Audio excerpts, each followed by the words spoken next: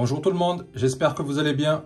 Dans cette vidéo, je vais vous montrer un exemple de branchement de votre chauffe-eau couplé à un système d'énergie renouvelable.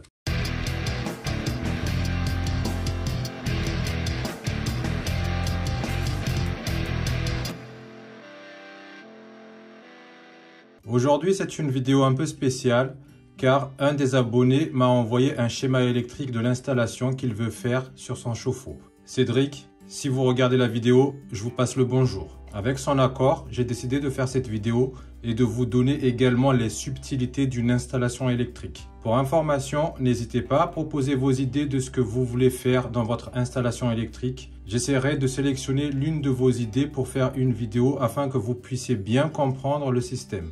Bien sûr, si c'est dans mes compétences. Avant de commencer, Cédric veut faire un système qui peut être très pratique pour beaucoup d'entre vous. Dans son installation, il a l'arrivée électrique de son fournisseur d'énergie qui arrive sur l'interrupteur différentiel I1. Et il a également l'électricité de son panneau solaire qui arrive sur l'interrupteur différentiel I2. Le but de son installation, c'est de favoriser le côté panneau solaire pour alimenter son chauffe-eau. Dans son installation, il a également une sonde de température qui communique directement avec un module domotique qui permet d'alimenter le contacteur rupteur KM2 qui est ici. Pour que vous puissiez bien comprendre le système, je vais vous résumer comment ça fonctionne. À l'état de fonctionnement normal, son chauffe-eau est alimenté par son panneau solaire. Dès que le contact heure creuse, heure pleine est activé, le contacteur chauffe-eau KM1 qui est ici s'enclenche. Le courant arrive sur KM2 et s'arrête ici et attend l'ordre de l'enclenchement de la bobine de ce contacteur via ce domotique qui est là. Si la sonde qui est sur son chauffe-eau estime que l'eau est encore chaude, celle-ci ne donne pas l'ordre à son module domo qui est ici d'alimenter la bobine du KM2. Dans ce cas de figure, c'est toujours son panneau solaire qui alimente le chauffe-eau. Par contre, toujours en heure creuse, si la sonde détecte que la température de l'eau commence à se refroidir, la sonde donne l'ordre à ce module domotique domo qui est ici d'alimenter la bobine du contacteur rupteur et le basculement se fait. C'est-à-dire, c'est l'électricité qui vient de son fournisseur d'énergie qui alimente son chauffe-eau et non son panneau solaire. Cette alimentation est valable durant les heures creuses. Corrigez-moi en commentaire si je me trompe, Cédric. Le but de son installation est de pouvoir économiser de l'électricité pendant les heures creuses. Si l'eau dans son chauffe-eau est encore chaude, il n'est pas nécessaire d'alimenter le chauffe-eau. Cette fonction-là est appliquée grâce à sa sonde. Maintenant, on va voir le schéma qu'il m'a envoyé. Le schéma que Cédric a réalisé est celui-ci. Je suppose que vous êtes adapté à la vidéo du contacteur rupteur. On va regarder le schéma et par la suite, on fera le test en réel sur l'installation. Votre schéma est pas mal, Cédric. Il fonctionne très bien si les deux arrivées arrivent sous un même interrupteur différentiel. Cependant, pour moi personnellement, je constate qu'il y a deux points durs sur le schéma. Le premier point dur que je peux constater, ce sont les deux neutres ici qui sont reliés ensemble. Personnellement et électriquement, c'est gênant surtout au niveau des deux différentiels qui sont là. Pourquoi? Car c'est une source de panne de déclenchement aléatoire des différentiels. Je m'explique. L'interrupteur différentiel I1, vous avez une alimentation qui vient de votre fournisseur. Et sur l'interrupteur différentiel I2, vous avez une autre alimentation. Un moment ou un autre, cela va créer une différence de potentiel et fera déclencher un ou les deux interrupteurs différentiels. On verra par la suite au test. Le deuxième point dur que je peux vous dire, c'est au niveau de votre contacteur rupteur, c'est-à-dire ici. Pourquoi? Imaginons qu'un des deux contacts qui sont là soit bloqué. Cela signifie que vous allez envoyer deux tensions différentes sur votre chauffe-eau. Et cela risque d'endommager votre chauffe-eau. Pourquoi deux tensions différentes? Imaginons que le contacteur chauffe-eau qui est ici se ferme et ici se ferme, celui-ci est bloqué. Ici, vous allez avoir une tension qui va arriver et ici, vous allez avoir la deuxième tension qui va arriver. Et là, ça risque vraiment d'endommager votre chauffe-eau. C'est tout ce que j'ai pu constater sur votre schéma. Si quelqu'un a d'autres propositions, n'hésitez pas à laisser en commentaire. Maintenant, on va faire le test de ce schéma pour bien comprendre la situation. Comme vous le voyez, j'ai séparé la partie fournisseur d'énergie qui est sur la deuxième rangée et la partie panneau solaire qui est sur la première rangée qui est ici. Je vais commencer à mettre à on les protections du côté fournisseur d'énergie. Je mets mon interrupteur différentiel I1 à 1, le disjoncteur D1 qui protège mon chauffe-eau à 1. Je mets le disjoncteur D2 qui protège la partie télécommande à 1. Maintenant, je vais mettre à on les protections côté panneau solaire. Je mets l'interrupteur différentiel I2 à 1. Je mets le disjoncteur D3 qui protège le chauffe-eau côté panneau solaire à 1. Là, vous constatez que le chauffe-eau qui est remplacé par notre lampe qui est ici est directement alimenté, ce qui est tout à fait normal. Pourquoi? Si je me réfère au schéma, je constate que mon contacteur rupteur est déclenché, c'est-à-dire non alimenté. Le courant passe par le contact 1, 2 qui est ici. Par contre, si la bobine de mon contacteur rupteur est enclenchée, il y a un basculement entre ces deux contacts. C'est-à-dire, le contact 1 et 2 va s'ouvrir et le contact 3 et 4 va se fermer. On va faire le test. Pour le test, je vais simuler directement la sonde via mon smartphone pour donner l'ordre de l'enclenchement de la bobine du contacteur KM2 via notre module domotique Domo qui est ici, c'est-à-dire ici. On va faire une petite parenthèse pour que vous puissiez bien comprendre le système. Par rapport à notre schéma, ici on a la partie solaire, c'est-à-dire ici. Ici, on a notre partie fournisseur. Donc, le I2 qui est ici, on le trouve ici. Le D3 qui est là, on le trouve ici. Le I1 qui est ici, on le retrouve ici. Le D2 qui est ici, on le retrouve là. Le D1 qui est ici, c'est celui-ci. Et KM1 qui est là, on le retrouve. Le contacteur KM1 ici. La bobine du KM1 qui est ici. Le module domotique, on le trouve ici. Il est ici. Et la bobine du KM2 qui est ici. On trouve KM2 là. Avec les contacts de puissance qui sont là. Notre chauffe-eau qui est remplacé par notre lampe. Comment ça fonctionne schématiquement? Donc, ici, imaginons que notre interrupteur différentiel I2 se ferme.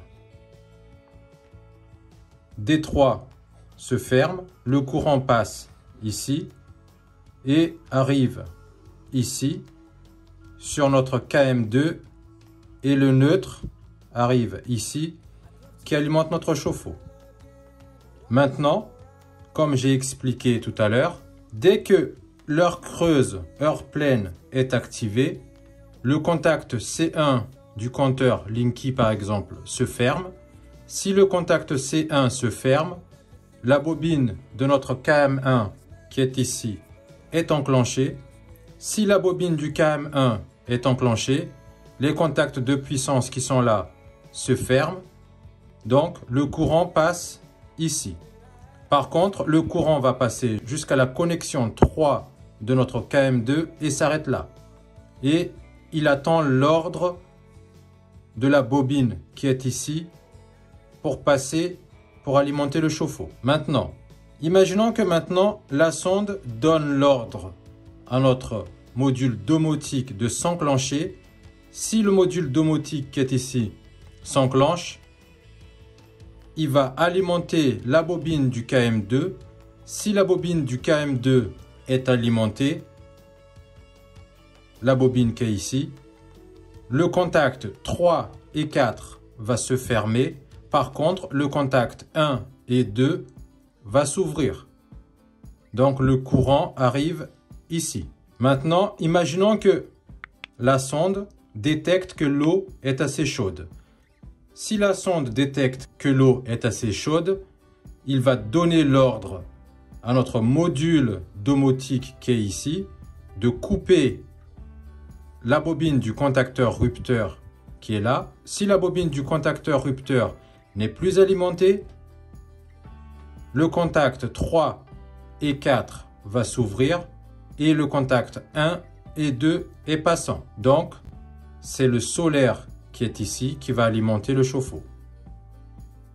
On va faire le test. Imaginons que l'heure des heures creuses commence. Le contact C1, C2 sur le compteur s'enclenche. Donc, le contacteur KM1 est enclenché, c'est-à-dire le contacteur chauffe-eau. Le courant passe et s'arrête à l'entrée du contacteur rupteur KM2. Maintenant, la sonde qui est sur le chauffe-eau estime que l'eau est froide et a besoin d'être réchauffée. La sonde va donner l'ordre à ce module domo qui est ici d'enclencher la bobine du KM2. Si la bobine du KM2 est enclenchée, cela signifie que ce n'est plus le panneau solaire qui alimente le chauffe-eau, c'est le côté fournisseur d'énergie qui alimente le chauffe-eau. Si j'éteins mon D3 qui est ici, vous constatez que ma lampe, c'est-à-dire le chauffe-eau, est toujours alimentée. À présent, dès que la sonde estime que l'eau est assez chaude, elle envoie l'ordre à ce module domo qui est ici de ne plus alimenter la bobine du contacteur rupteur KM2. De ce fait, le basculement se fera, c'est-à-dire ce n'est plus le fournisseur d'énergie qui alimente le chauffe-eau, mais le panneau solaire qui alimente le chauffe-eau. Comme vous le voyez, si j'éteins le disjoncteur qui vient du fournisseur d'énergie, ma lampe est toujours allumée. Jusque-là, comme vous le constatez, les deux interrupteurs différentiels ne se sont pas déclenchés. Par contre, il arrive que si un des deux interrupteurs se déclenche, cela déclenchera automatiquement le deuxième. On va faire le test. Imaginons que mon interrupteur différentiel I1 qui est ici se déclenche automatiquement.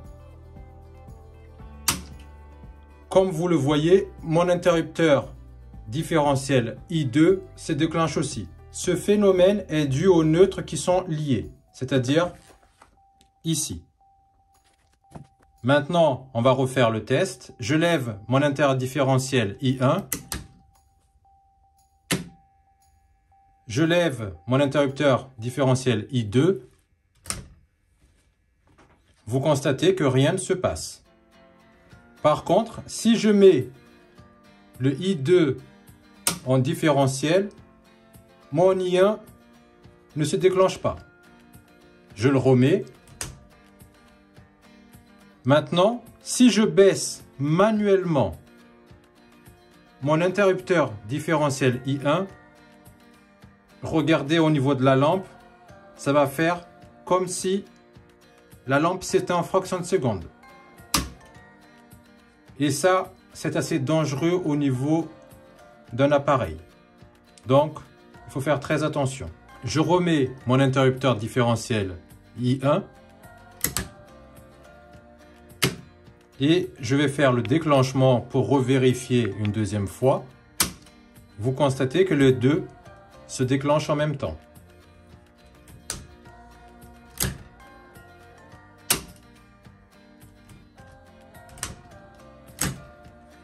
Maintenant, vous allez me dire, oui, mais c'est normal que les deux différentiels se déclenchent. S'il y a une fuite de courant sur le chauffe-eau, il est normal que les deux différentiels se déclenchent.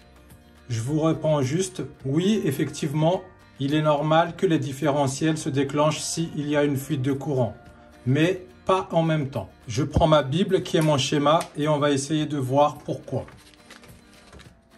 Normalement, dans le fonctionnement normal, cette installation doit fonctionner en deux modes. Soit c'est le panneau solaire qui fait fonctionner le chauffe-eau, soit c'est le fournisseur d'énergie. Donc, entre les deux installations, il ne doit pas y avoir des interférences qui polluent l'un ou l'autre. C'est comme un système de groupe électrogène à démarrage automatique par exemple.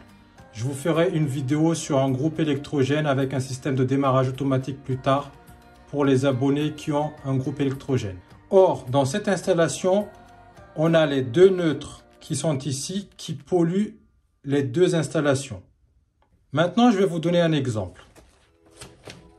Imaginons que sur cette rangée côté fournisseur d'énergie, on a d'autres disjoncteurs qui sont alimentés sous cet interrupteur différentiel. Maintenant, il y a un courant de fuite sur un des disjoncteurs. Qu'est-ce qui va se passer? Il y a deux possibilités. Soit les différentiels ne vont pas se déclencher, soit ils se déclencheront mais au-delà de la fuite de courant autorisée, ce qui est très dangereux. Et ça, c'est valable aussi pour le côté panneau solaire. On va faire le test, il n'y a rien de mieux que de voir en réel. Ici, comme vous le voyez, j'ai rajouté ce disjoncteur sur la partie fournisseur qui est ici pour notre test. Et je vais également rajouter une prise en volant pour faire notre test de courant de fuite. Maintenant, les deux interrupteurs différentiels A1, je vais simuler une fuite de courant de 30 mA. Vous constatez qu'aucun différentiel ne réagit.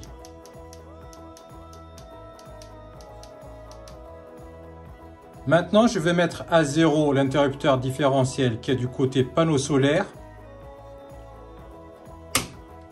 Et je vais refaire le test différentiel.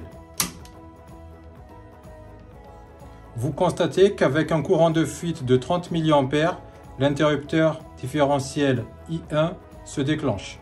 Je vais refaire le même test sur le côté panneau solaire. Mes deux interrupteurs différentiels sont à 1 et le contact C1, C2 activé. Par contre, pour l'instant, je ne vais pas enclencher mon contacteur rupteur KM2. Si on regarde le schéma, le contact 3 et 4 n'est pas encore passant. Je vais faire la simulation de courant de fuite. Vous constatez que l'interrupteur différentiel I2 s'est déclenché. Maintenant, je vais activer la bobine de mon contacteur rupteur KM2.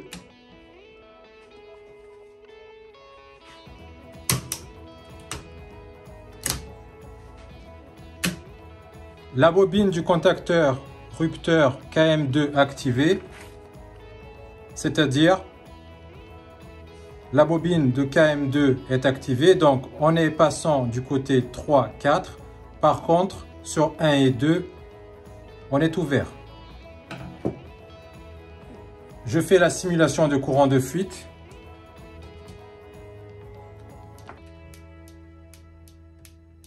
Vous constatez qu'aucun des interrupteurs différentiels ne réagit.